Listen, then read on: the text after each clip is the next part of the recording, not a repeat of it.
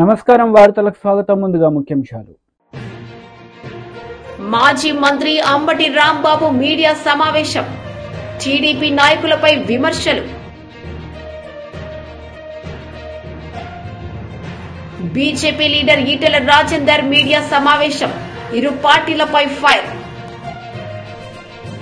YCP leader Ambati Rambabu media సమావేశం నిర్వహించారు. ఈ సందర్భంగా పలు అంశాలపై ఆయన మాట్లాడారు. హైదరాబాద్ ఉమ్మడి రాజధానిగా ఉండేటటువంటి వెసులుబాటును ఆ రోజు రాష్ట్ర విభజన జరిగినప్పుడు చట్టంలో పెట్టారు. ఎందుకనంటే రాజధాని లేని రాష్ట్రం కాబట్టి. ఇన్ఫ్రాస్ట్రక్చర్ ఏర్పడిన తర్వాత 10 సంవత్సరాల ఇన్ఫ్రాస్ట్రక్చర్ పూర్తి చేసుకొని అప్పుడు హైదరాబాద్ నుంచి తరలి వెళ్ళిపోతారు అనేటువంటి భావనతో ఆ ప్రొవిజన్ పెట్టారు. ఆ అవకాశాన్ని మనకిచ్చారు విడిపోయినటువంటి రాష్ట్రంగా. నేను అడుగుతా ఉన్నా, అవకాశాన్ని ఎందుకు ఉపయోగించుకోలేకపోయాం? 5 సంవత్సరాలు ఈ రాష్ట్రాన్ని పరిపాలన చేసినటువంటి నారా చంద్రబాబు నాయుడు గారు అవకాశాన్ని ఉపయోగించుకోకుండా ఎందుకు పారిపోయి వచ్చారు అనేది ఇక్కడ ప్రశ్న అని అడుగుతా ఉన్నా. ఎందుకంటే ఈ సందర్భంలో చెప్పవలసినటువంటి బాధ్యత, గుర్తు చేయవలసిన బాధ్యత మాకుంది. ఎందుకు వచ్చేశారు? ఉమ్మడి రాజధానిని వదిలేసి ఆయన టకటక వచ్చేసాడు. వచ్చేసి ఇక్కడ ఆఫీస్ లేదు. ఆయనే చెప్తున్నాడు చాలా సందర్భాల్లో, బస్సులో ఉండి పరిపాలన చేశాను అని. ఎందుకు బస్సులో ఉండి పరిపాలన చేయవలసిన పరిస్థితి ఎందుకు ఏర్పడింది? రాజధాని ఇక్కడ ఏర్పడినప్పుడు, శాసనసభ కూడా ఏర్పడినప్పుడు, బిల్డింగ్ ఏర్పడినప్పుడు ఎందుకు మీరు వచ్చేశారు? అందరికీ తెలిసినటువంటి సత్యం అది. తప్పు చేసి వచ్చేశారు, మెడబట్టి గెంటేశారు, మీరు భయపడి పారిపోయి వచ్చేశారు, తీరని ద్రోహం చేశారు ఈ ఆంధ్రప్రదేశ్కి మీరు మొదటిగా అనే విషయాన్ని ఈ సందర్భంలో నేను గుర్తు చేస్తున్నాను. 10 సంవత్సరాల పాటు ఉమ్మడి రాజధానిగా ఉండవలసినటువంటి హైదరాబాద్ను వదిలి 9th షెడ్యూల్లోనూ 10th షెడ్యూల్లోనూ ఉన్నటువంటి విభజన చట్టంలో ఉన్నటువంటి ఆస్తులను పంపకం చేసుకోకుండా, బేరసారాలు ఆడుకోకుండా, చర్చలు జరుపుకోకుండా పారిపోయి వచ్చి నూతనంగా ఏర్పడినటువంటి ఆంధ్రప్రదేశ్కి ప్రథమ ద్రోహం చేసిన వ్యక్తి నారా చంద్రబాబు నాయుడు గారు. అవునా కాదా ఆలోచన చేయమని మనం చేస్తున్నా. 5 సంవత్సరాలు పరిపాలన చేశారు. ఏం సాధించారు మీరు?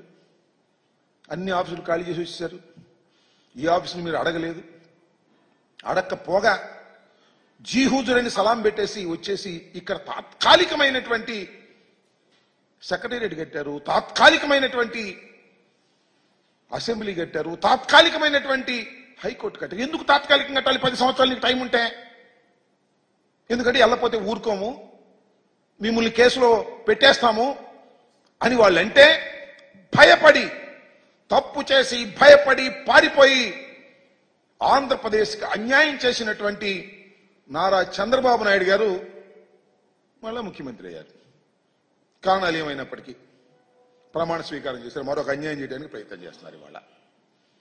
నేను అడుగుతా ఉన్నా, ఎస్ 2 రాష్ట్రాలు విడిపోయాయి, కొన్ని సమస్యలు ఉన్నాయి అపరిష్కృతంగా. చర్చల ద్వారా ఆ సమస్యల్ని పరిష్కరించుకోవాలి, వండర్ఫుల్. లేదా కేంద్ర ప్రభుత్వం మధ్యవర్తిత్వం ద్వారా పరిష్కరించుకోవాలి, నెంబర్ 2. నెంబర్ 3, న్యాయస్థానాల ద్వారా పరిష్కరించుకోవాలి. ఇవాళ ఎన్ని వివాదాలు ఉన్నాయి మనకి? ఎస్ ఉన్నాయి.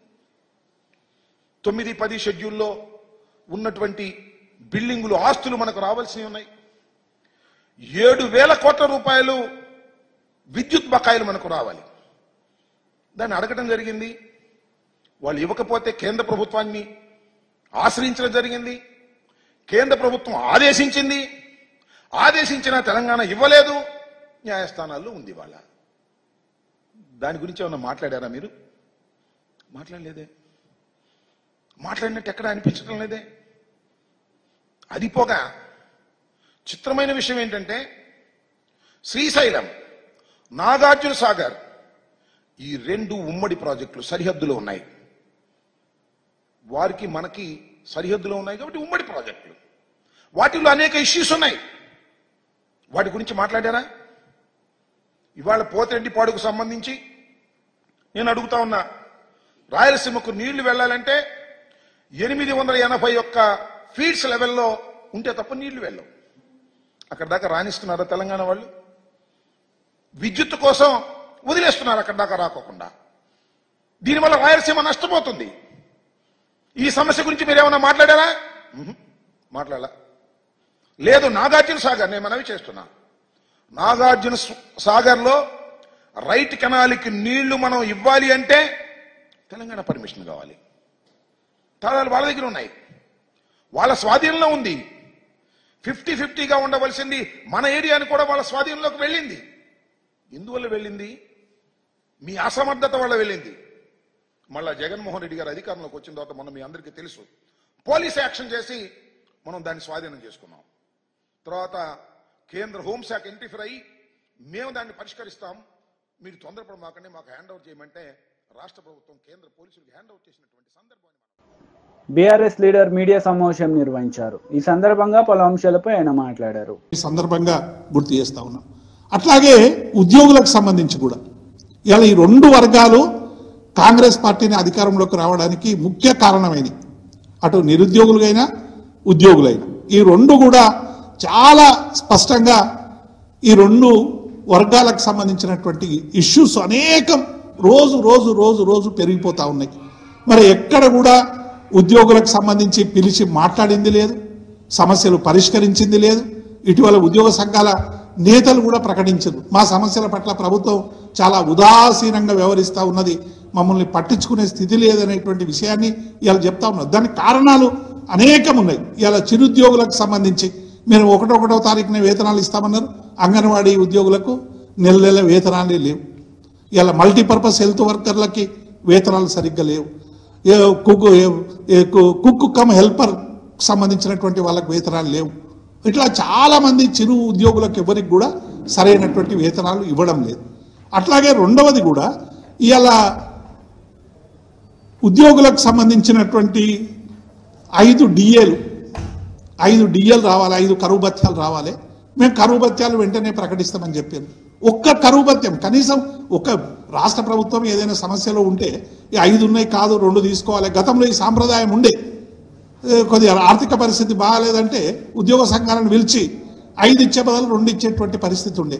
కానీ ఇలా ఒక్క కరువు భత్యం కూడా ఇలా 7 నెలలు దాటినా కూడా ఇవ్వనటువంటి స్థితి. ఇక పిఆర్సీ గడువు ముగిసింది, దానికి సంబంధించినటువంటి చర్చ లేదు, జాయింట్ స్టాఫ్ కౌన్సిల్ మీటింగ్స్ లేవు. ఇట్లా మనం చెప్పుకుంటూ పోతే ఉద్యోగులకు సంబంధించినటువంటి అనేక విషయాలు రోజు రోజు వస్తూ ఉన్నాయి. ఉద్యోగులందరూ ఆందోళన చెందుతూ ఉన్నారు. 31/3 మరి 24 నుంచి మార్చి నుంచి రిటైర్మెంట్ స్టార్ట్ అయింది ఈ రాష్ట్రంలో. నెలకు 3,000 4,000 ఇట్లా రిటైర్ అవుతూ ఉన్నారు. రిటైర్ అయిన వాళ్ళకి అందరికి కూడా పెన్షనరీ బెనిఫిట్స్ సంబంధించి మేము పలానా 3 ఏళ్ళ లోపిస్తాం 2 ఏళ్ళ లోపిస్తాం అని చెప్పి పెన్షనర్స్ను కూడా ఇలా వేధించేటువంటి పరిస్థితి కనబడతా ఉన్నది. రిటైర్మెంట్ బెనిఫిట్స్ ఎవ్వరికి కూడా ఇచ్చేటువంటి పరిస్థితి లేదు. ఇవన్నీ కూడా ఉద్యోగాలకు సంబంధించి బిస్వాల్ కమిటీ మీకు 1,90,000 ఉద్యోగాలు ఖాళీగా ఉన్నాయని ఇచ్చిందని చెప్పి ఆ రోజు బీఆర్ఎస్ ప్రభుత్వాన్ని మమ్మల్ని విపరీతమైనటువంటి శాపనార్థాలు పెట్టారు.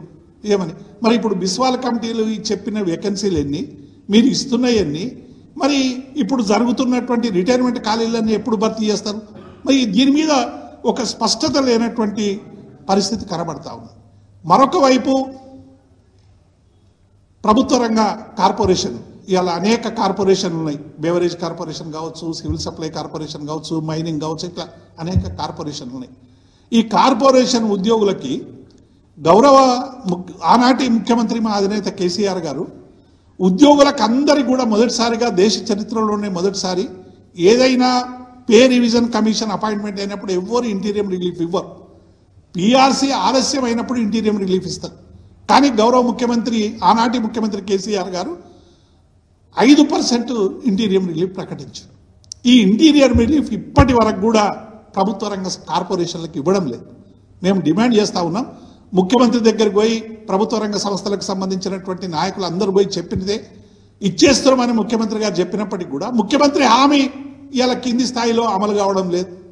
ఇలా ప్రభుత్వ రంగ సంస్థల కార్పొరేషన్ల ఉద్యోగులు అందరూ కూడా ఇలా 5% ఇవ్వాలి, మాకు ప్రభుత్వ ఉద్యోగులతో సమానంగా గతంలో అన్ని ప్రభుత్వాలు ఇచ్చినాయి. ఏ ప్రభుత్వం కూడా ఆనాడు గతంలో ఉన్న కాంగ్రెస్ ప్రభుత్వం కానీ, తెలుగుదేశం ప్రభుత్వం కానీ, బీఆర్ఎస్ ప్రభుత్వం కానీ మరి ఇవ్వనటువంటి ఈ స్థితి ఎందుకు వస్తూ ఉన్నది? మేము ఉద్యోగుల ఫ్రెండ్లీ అని ఉద్యోగులు మరి గతంలో కేసీఆర్ గారు బీఆర్ఎస్ పార్టీ వేధించుకొని తిన్నది, మేము మంచిగా చేస్తామని చెప్పినటువంటి మరి కాంగ్రెస్ పార్టీ ఇలా ఇంటీరియం రిలీఫ్ ప్రభుత్వ రంగ సంస్థలకు ఎందుకు ఇవ్వడం లేదనేటువంటి విషయాన్ని మేము ఈ సందర్భంగా గుర్తు చేస్తూ ఉన్నాం. అట్లాగే ఇంకొకటి కూడా వార్తలు వస్తూ ఉన్నాయి, కార్పొరేషన్లు కొన్ని రద్దు చేస్తామని. అగ్రో కార్పొరేషన్ కానీ, అగ్రో ఇండస్ట్రీస్ కానీ, హాకా కానీ, ఈ రెండు ప్రత్యేకమైనటువంటి సందర్భాల్లో పెట్టినటువంటి వాటివి, చాలా దశాబ్దాల కాలంగా ఉన్నటువంటివి. వాటిని రద్దు చేస్తామంటే ఉద్యోగులందరూ కూడా ఆందోళన చెందుతా ఉన్నారు. ప్రభుత్వానికి మేము చేసే విజ్ఞప్తి ఏంటంటే ఇంకా బలోపేతం చేయండి. మీరు కాంగ్రెస్ పార్టీ మా బీఆర్ఎస్ పాలన కంటే మెరుగైనటువంటి పరిపాలన అందించడానికి వాటిని బలోపేతం చేయండి, కానీ ఇవాళ వీటిని రద్దు ఇవని అనడం అనేటువంటిది నిజంగా ఇవాళ ఉద్యోగులందరూ కూడా ఆందోళన చెందుతా ఉన్నారు. ఈ ఆందోళనను దూరం చేసే విధంగా ప్రభుత్వం మరి వెంటనే చర్యలు తీసుకోవాలని చెప్పి కూడా మేము ఈ సందర్భంగా డిమాండ్ చేస్తూ ఉన్నాం. అట్లాగే నిన్న విభజనకు సంబంధించినటువంటి సమస్యల మీద కూడా ఉద్యోగుల విభజనకు సంబంధించి చాలా తప్పుడు వార్తలు ప్రచారం అవుతా ఉన్నాయి. మా అధినేత కేసీఆర్ గారికి ఆనాడున్నటువంటి ఉద్యోగ సంఘాలు కావచ్చు, మేము కావచ్చు, అనేక మంది విజ్ఞప్తి చేసిన తర్వాత దాదాపు 2000 మంది ఉద్యోగుల్ని ఆంధ్ర నుంచి తెలంగాణకు తెచ్చుకున్నాం. స్వయంగా మా బెవరేజ్ టీడీపీ లీడర్ మీడియా సమావేశం నిర్వహించారు. ఈ సందర్భంగా పలు అంశాలపై ఆయన మాట్లాడారు. అది బహుశా ఆ భయంతో కాకాని డ్రగ్స్ గురించి మాట్లాడతాడు. ఇద్దరు ముఖ్యమంత్రులు, చిన్న బిడ్డలు ఆ డ్రగ్స్తో నాశనం అయిపోతున్నారు వాళ్ళ జీవితాలు అని చెప్పి ప్రత్యేకంగా చర్య తీసుకోవాలని. చెడిపోయింది మీ టైంలో. ఆంధ్ర రాష్ట్రం డ్రగ్స్ ఎక్కడ కావాలంటే అక్కడ దొరికే పరిస్థితి వచ్చింది. పిల్లల జీవితాలను నాశనం చేశారు మీరు. దాన్ని కంట్రోల్ చేయాలంటే దాన్ని కూడా కూస్తావు నువ్వు. ఇటువంటి మనుషులు సరే, ఇంకా నీ సంగతి ఒక కల్తీ మద్యం, ఒక నకిలీ పత్రాలు, ఇంకా డాష్ డాష్ డాష్. లాస్ట్ 5 yearsలో గోవర్ధన్ రెడ్డి కాకాని గోవర్ధన్ రెడ్డి దోచుకున్నవి, సిస్టమ్స్ కొలాప్స్ చేసినాయి. ఒక ఎన్ఆర్ఈజేస్ నుంచి, ఒక ఇరిగేషన్ ఫండ్స్ నుంచి, ఒక ఇసుక నుంచి, ఒక ఎర్రమట్టి నుంచి, ఒక తెల్లమట్టి నుంచి, మట్టి నుంచి ఆఖరణ తెల్లరాయి వరకు, అక్కడున్న టోల్ గేట్ల వరకు దేంట్లో వదిలిపెట్టాం. గుర్తుపెట్టుకో, డెఫినెట్గా అనుభవిస్తావు. మీరు చేసిన దోపిడీ, మీరు చేసిన దుర్మార్గాలు, 100 మందిని మా వాళ్ళని సర్వేపల్లిలో జైలుకి పంపించావు. 100 మంది, 1000 మంది మీద తప్పుడు కేసులు పెట్టావు, 1000 మంది మీద పెట్టావు. ఈరోజు అనుభవిస్తావు. ఇప్పటికి ఎంతమంది సస్పెండ్ అయినారు, ఇంకెంతమంది అవుతారు? నీ పాపానికి ఎంతమంది అధికారులు సస్పెండ్ అవుతారు, ఎంతమంది జైలుకు పోతారో చూస్తాం. కమింగ్ 1 year 2 yearsలో చూస్తాం. వదిలిపెట్టే ప్రసక్తిలా. ఏదేమైనా నిన్న ఇద్దరు ముఖ్యమంత్రులు కలుసుకోవటం మాకు చాలా సంతోషం వేసింది. నేను ట్వీట్లో కూడా పెట్టా. ఇప్పటిదాకా ముఖ్యమంత్రులు ఒకరు ప్యాలెస్కి, ఒకరు ఫామ్ హౌస్కి పరిమితం అయితే ప్రజానాయకులు అనిపించుకున్నారు. చంద్రబాబు నాయుడు గారు, రేవంత్ రెడ్డి గారు ఒక రోల్ మోడల్గా నిలిచారు. దేశంలో రోల్ మోడల్గా. ఆయన కాంగ్రెస్ అని చెప్పి ఈయన ఇంట్లో కూర్చోలే, ఈయన తెలుగుదేశం అని ఆయన ఇన్వైట్ చేయకుండా ఆపలా. వయసులో చిన్నోడైనా చంద్రబాబు నాయుడు నేనే వస్తా, మా రాష్ట్ర సమస్యలు ఉన్నాయి, 2 రాష్ట్రాలు తెలుగు వాళ్ళ రాష్ట్రాలు, వాటిని పరిష్కరించుకొని 2 రాష్ట్రాలు ముందుకు పోవాలని ఒక మంచి మెసేజ్ ఇచ్చాడు చంద్రబాబు నాయుడు గారు. దాన్ని చూసి అభినందించాలా. ప్యాలెస్లో కూర్చునే వాళ్ళకి ఏం తెలుస్తుంది ప్రజల కష్టాలు? ప్యాలెస్లో చెట్లు నరకాలా, షాపులు ముయ్యాలా? ఒక నియంత బతుకు నీది. పాపాలు చూపించావు ప్రజలకి జగన్మోహన్ రెడ్డి. నువ్వు ఇప్పుడు ఆయన ఒక ఈ ముఖానికి అసలు అది కూడా తెలీదు. ఆ ఆ నోట్ అంతా సాక్షి పేపర్ నుంచి వచ్చింది, అక్కడి నుంచి సజ్జల కుమారుడి దగ్గర నుంచి వచ్చింది. దాన్ని చదువుతా కూర్చున్నాడు 1 గంట సేపు కాకని. కానీ దీన్ని తీవ్రంగా ఖండిస్తున్నా. నేను చెప్తుండా, ఇంకా నోరు పారేసుకుంటే, బాబు గారి మీద నువ్వు నోరు పారేసుకుంటే నిన్ను వదిలిపెట్టే ప్రసక్తిలా.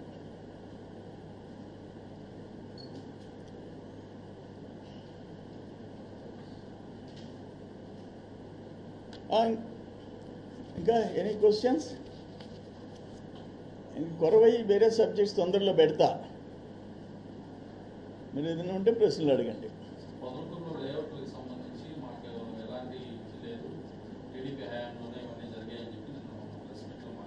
చాలా గొప్ప సందేశం ఇచ్చాడు ఆయన. తోడేరు రెవెన్యూ విలేజ్ మీరు అడిగారు కాబట్టి చెప్తాను. తోడేరు రెవెన్యూ విలేజ్ ఓ 18 ఎకరాలు, ఒక అట్లీస్ట్ పంచాయతీ ఏదో 2 ఎకరాలు చూపించుకొని పంచాయతీ అప్రూవల్ లేదు, ఒక కన్వర్షన్ లేదు, ఒక నుడా అప్రూవల్ లేదు.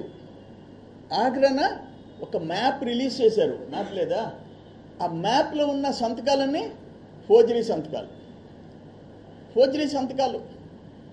అది వాళ్ళు పోయి కేసు పెట్టారు, నుడా వాళ్ళు పోయి కేసు పెట్టారు. దానికి చంద్రమోహన్ రెడ్డి నువ్వు అల్లీపురంలో అంటే నువ్వు మంత్రిగా ఉండి అల్లీపురంలో నువ్వు ఎందుకు చర్యలు తీసుకోలేదని అడుగుతున్నాడు నన్ను.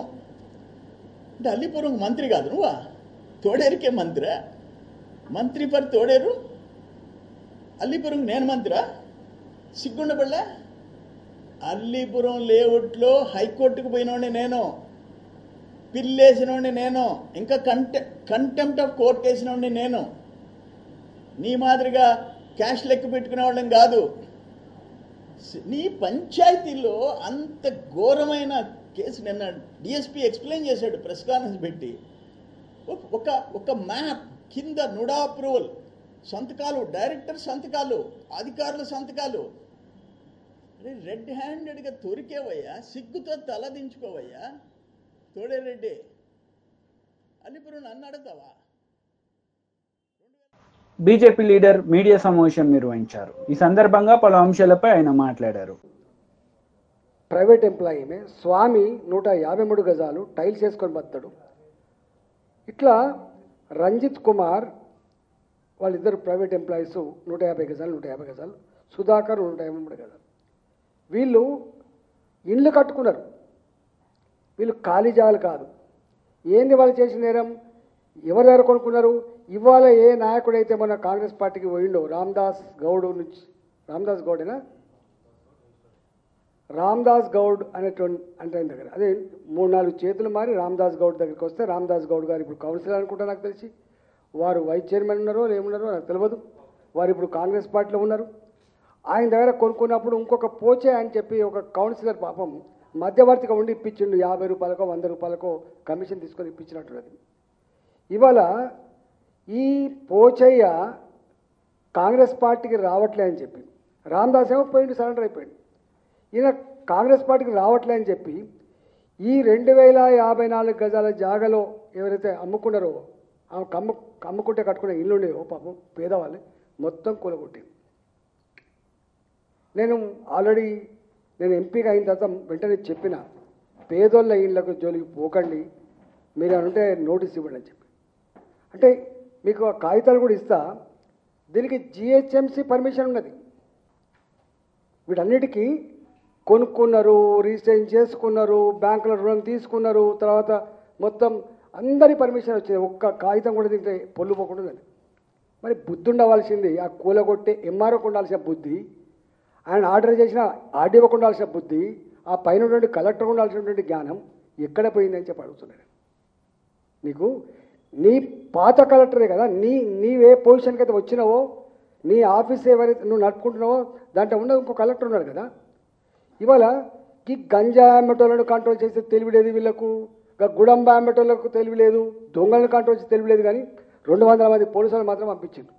అంటే ఒక పాకిస్తాన్ భారతదేశ బార్డర్ల మధ్య ఇంట్లో మోరించారో ప్రజాప్రతినిధులందరినీ భయభ్రాంతకు గురి చేసి, ప్రజలందరూ కూడా పోకుండా చేసి, ఏ ఇంటి యజమాని అయితే నేను ఇంట్లో ఉన్నాం మేము, మనకు మా ఇల్లు కూలిపోతాం, మేము చచ్చిపోతామంటే కూడా, కారు తీస్తాం ఉన్నామంటే కూడా తీయకుండా సావాలనే మీరు అంటాడట. ఇవాళ అక్కడ ఈ ఉదయం 5 గంటలకు దొంగల్లాగా మొత్తం పోలీసు వాళ్ళను సెక్యూరిటీగా పెట్టుకొని ఎంఆర్ఓ స్వయంగా నాయకత్వం వహించి వాళ్ళు కట్టుకున్నటువంటి ఇళ్లను కూల్చేశారు. ఇది రేవంత్ రెడ్డి గారి ప్రభుత్వం పేదల పట్ల అవలంబిస్తున్న తీరిది. ఇట్లాంటి చర్యలకు పాల్పడితేనే కేసీఆర్ బొందబెట్టిండ్రు, భరించలేకపోయినరు. కాంగ్రెస్ పార్టీ కష్టపడి ఒళ్ళు వంచి అధికారం రాలే. కేసీఆర్ను ఓడగొట్టాలనే సంకల్పంతో ఈ ప్రభుత్వానికి అధికారం ఇస్తే వీళ్ళు ఒళ్ళు మర్చిపోయి కళ్ళు నెత్తికెక్కి అధికారం రాగానే ఎక్కడ పడితే అక్కడనే. దీని వెనుక పెద్ద కుట్ర ఏంటంటే, ఇది వాళ్ళకి తెలుసు అక్కడ లోకల్గా ఉన్నటువంటి నాయకులకు, వీళ్ళని కదిలిస్తే వీళ్ళు భయపడతారు, ఇప్పుడు అయ్యప్ప సొసైటీలో కదిలిచ్చి ఏం జరిగిందో ఇక్కడ కూడా 350 ఎకరాలు కాబట్టి ఆల్రెడీ ఏర్పడ్డ కాలనీలు కాబట్టి పేదోళ్ళు కాబట్టి నోరులేనులు కాబట్టి వీళ్ళను భయభ్రాంతులకు గురి చేస్తే వీళ్ళకు డబ్బులు ఇండైరెక్ట్గా వస్తున్నటువంటి ఆశతో ఈ పని చేసిండ్రు. నేను అడుగుతున్నా, ఇవాళ మున్సిపల్ అడ్మినిస్ట్రేషన్ కూడా ఇవాళ వారి కిందనే ఉంది. నేను నిన్న కలెక్టర్ ఫోన్ చేసిన, అయ్యా కలెక్టర్ గారు ఏమైనా ఉంటే నేను వస్తా మాట్లాడతా అంటే ఫోన్ ఎత్తాడు. డిప్యూటీ సీఎం గారు ఫోన్ చేసినా ఫోన్ ఎత్తాడు. జిల్లా ఇన్ఛార్జి మంత్రి గారు శ్రీధర్ బాబు గారు ఫోన్ చేసినా ఫోన్ ఎత్తారు. రెవెన్యూ మంత్రి గారికి ఫోన్ చేసినా చివరికి ఎత్తిండు, అయ్యో నాకు తెలియదు అంటాడు. మరి తెలియకుండానే అంటే మంత్రులకు రెవెన్యూ మంత్రికి తెలియకుండానే 200 మంది పోలీసులు ఎట్లా పోయినట్టు, ఎట్లా కూలగొట్టినట్టు, గింత సోయి లేకుండా ఎట్లా నడుస్తున్నటువంటి భావన ఇవాళ వ్యక్తం చేస్తున్నా. అంటే మీకు అధికారం కట్టబెట్టింది తెలంగాణ ప్రజలు ఆలోచించాలి. చాలామంది మేధావులు ఉద్యమకారులు అన్యాయం జరిగింది అని చెప్పి ఇవాళ వీళ్ళకి సపోర్ట్ చేస్తే వీళ్ళు చేసే వాళ్ళకమేందో తెలంగాణ ప్రజలు ఆలోచించుకోమని చెప్పి కోరుతున్నాను. నేను అక్కడ ఎంపీని, పిరిజాదిగూడలో నా ఎంపీ పరిస్థితి కింద వస్తుంది. 24 ఏళ్ళుగా మేము ఇట్లాంటి దౌర్భాగ్య పరిస్థితి ఎప్పుడు చూడలే, ఇంత నీతిమాలిన పరిస్థితి ఎప్పుడు చూడలే. వైసీపీ లీడర్ మీడియా సమావేశం నిర్వహించారు. ఈ సందర్భంగా పలు అంశాలపై ఆయన మాట్లాడారు. దానికి సంబంధించినటువంటి అడ్డంకులు దాదాపుగా తీరిపోయి కొలిక్కి వచ్చేటువంటి సమయంలో మరలా మీరు పోలవరం కొన్నటువంటి ఆ ముంపు మండలాల్లో ఉండేటువంటి గ్రామాలను తిరిగి తెలంగాణకి విలీనం చేస్తాము తెలంగాణ రాష్ట్రంలోనంటే సమస్య మరలా మొదటకు వచ్చేటువంటి ప్రమాదం లేదనేటువంటిది ఆలోచన చేయండి. ముంపు గ్రామాలని ఈరోజు మనం ముంచేస్తే పోలవరం ప్రాజెక్టు ఏ విధంగా ముందుకు సాగుతుంది, మరలా కొత్త సమస్యలు ఉత్పన్నమైనటువంటి పరిస్థితి ఉంది. కాబట్టి మీరు తీసుకునేటువంటి నిర్ణయం ఏ విధంగా ఉంది అంటే మన రాష్ట్రం జుట్టు తీసుకువెళ్లి తెలంగాణ చేతిలో పెట్టినట్టుగా ఉంది తప్ప రాష్ట్ర ప్రయోజనాలను కాపాడేటువంటి విధంగా కాకుండా రాష్ట్ర ప్రయోజనాలను పణంగా పెట్టేటువంటి విధంగా ఉంది తప్ప మరొకటి కాదు అని చెప్పి ఈ సందర్భంగా మాట్లాడుతున్నాం. అందుకని పోలవరం ప్రాజెక్టు ఎప్పుడులాగా పూర్తవుతుందంటే సమాధానం చెప్పలేనటువంటి మీరు పోలవరం కట్టేది పక్కన పెట్టి ఈ రోజు మీరు వెళ్ళినటువంటి మీ భేటీలో మరిన్ని సమస్యలు పోలవరానికి సంబంధించి పోలవరం ప్రాజెక్టుకు సంబంధించి సృష్టించేటువంటి ప్రయత్నం చేశారేమో అనేటువంటి అనుమానాలు సందేహాలు వచ్చేటువంటి పరిస్థితి అని చెప్పి మీ అందరికీ తెలియజేస్తున్నాను. మీ మధ్య జరిగినటువంటి అనేక విషయాల గురించి మాట్లాడితే ఏ ఒక్కదానికి మీరు ఇతిమధ్యంగా సమాధానం చెప్పలే. పుంకాలుగా వార్తలు వచ్చాయి, వాటిని ఖండించలే. పోర్టులో వాటాలు అడిగారని చెప్పారు. మన పోర్టులకు సంబంధించి తెలంగాణ ప్రభుత్వం, తెలంగాణ ముఖ్యమంత్రి గారు ఆంధ్ర రాష్ట్రానికి సంబంధించినటువంటి పోర్టులో వాటాలు అడిగారు అని చెప్పి అడిగారు. ఆ వాటాలకు సంబంధించి జరిగిందా, మీరు ఏమి నిర్ణయం తీసుకున్నారు, ఏమి నిర్ణయం తీసుకోవాలనుకుంటున్నారు, ఇది మీ ఇద్దరికి సంబంధించినటువంటి అంశం కాదు. 2 రాష్ట్రాల ప్రజలకు ముడిపడినటువంటి అంశం, రాష్ట్ర ప్రజలకు సమాధానం చెప్పాల్సినటువంటి అంశం. కాబట్టి వాటి గురించి మాట్లాడలేదు. చివరికి ఏడుకొండల స్వామికి కూడా చెయ్యి పెట్టాడు ఆయన. నాకు ఏడుకొండల స్వామి దగ్గర కూడా తిరుపతిలో కూడా మాకు వాటా ఇవ్వండి ఒక 48% అని అడిగాడు అని చెప్పి అన్నారు. దాని మీద ఎక్కడ నోరు తెరిచి మాట్లాడినటువంటి సందర్భం లేదు, దాన్ని ఖండించలేదు, ఇది జరగలేదు, ఇది చర్చకి రాలేదు అనే మాట మీరు మాట్లాడలేదంటేనే ఇవి చర్చకు వచ్చాయా అనేటువంటి అనుమానం. చర్చకు వచ్చి ఉండాలి, లేకపోతే ఈ వార్తలన్నీ ఉంటే అయ్యా ఈ వార్తలు ఏమీ రాలేదు, ఈ వార్తలను ఖండిస్తున్నాం, ఇవేవి మాలో చర్చకు రాలేదని ఉభయ రాష్ట్రాలకు సంబంధించినటువంటి మంత్రులు ఎందుకు నోరు మెదిపి చెప్పలేకపోయారు? మీరు చెప్పలేకపోయారు అనడంలోనే సందేహం కలిగేటువంటి పరిస్థితి. అంటే ఈయన సంపదను సృష్టిస్తాను, సంపదను పంచుతాను అన్నాడు తప్ప ఇది రాష్ట్ర ప్రజలకు పంచడానికా, నువ్వు సృష్టిస్తున్నటువంటి లేదా ఉన్నటువంటి రాష్ట్రం సృష్టించుకున్నటువంటి సంపదని ఇతర రాష్ట్రాలకి పంపిణీ చేయడానికి పోయావు అనేటువంటిది అర్థం కానటువంటి సమస్యగా మారిపోయింది ఈరోజు. అందుకనే మీ మంత్రులు మాట్లాడేటప్పుడు కూడా వీటికి ఎక్కడ సమాధానం చెప్పకుండా భయంగా బెరుగ్గా ఎప్పుడెప్పుడు లేచి వెళ్ళిపోదామా, ఎప్పుడెప్పుడు అసలు ఇది సమావేశం ముగిద్దామా అనేటువంటి ఆలోచన చేశారు తప్ప ఇది ఒక ఉన్నత స్థాయి ముఖ్యమంత్రులతో కూడినటువంటి సమావేశం. కాబట్టి దాని మీద మేము చాలా ఆశించాం, ప్రజలు ఆశించారు. అనేక సందర్భాల గురించి మాట్లాడతారు, అనేక పరిష్కారాలు సూత్రప్రాయంగా అంగీకరించి ఉంటారు. మిగతా వాటికి ఏ విధంగా ముందుకు వెళ్ళాలనేటువంటి దాని మీద ఒక దిశ నిర్దేశించుకుని ఉంటారు అనుకుంటే ఏమీ లేకుండా మొక్కుబడిగా తూతు మంత్రంగా నామమాత్రంగా ఇద్దరు కలిసి కూర్చొని టీ బిస్కెట్ తిన్నట్టుగా ఉంది తప్ప ఇది ఏ మాత్రం రాష్ట్ర ప్రజలకు సంబంధించి ఉపయోగపడేటువంటిదో లేదా చంద్రబాబు నాయుడు హైప్ క్రియేట్ చేసుకోవడానికి పెట్టినటువంటి సమావేశంగా ఉంది తప్ప మరొకటి కాదు అని చెప్పని ఈరోజు ఎందుకు అంటున్నాం? ఈ రోజు వచ్చినటువంటి వార్తలను మీరు ఖండించలేదు కాబట్టి, ఈ వార్తలు కరెక్ట్ కాదు, ఇవి వాస్తవాలు కాదు, పేపర్లో వచ్చినటువంటివన్నీ వార్తలు ముగించే ముందు ముఖ్యాంశాలు మరోసారి. మాజీ మంత్రి అంబటి రాంబాబు మీడియా సమావేశం. టీడీపీ నాయకులపై విమర్శలు. BJP leader Etela Rajender media సమావేశం. ఇరు పార్టీలపై ఫైర్. ఈ వార్తలు ఇంతటితో సమాప్తం. తిరిగి ప్రసారమయ్యే వార్తల్లో మళ్ళీ కలుద్దాం. అంతవరకు సెలవు. నమస్తే.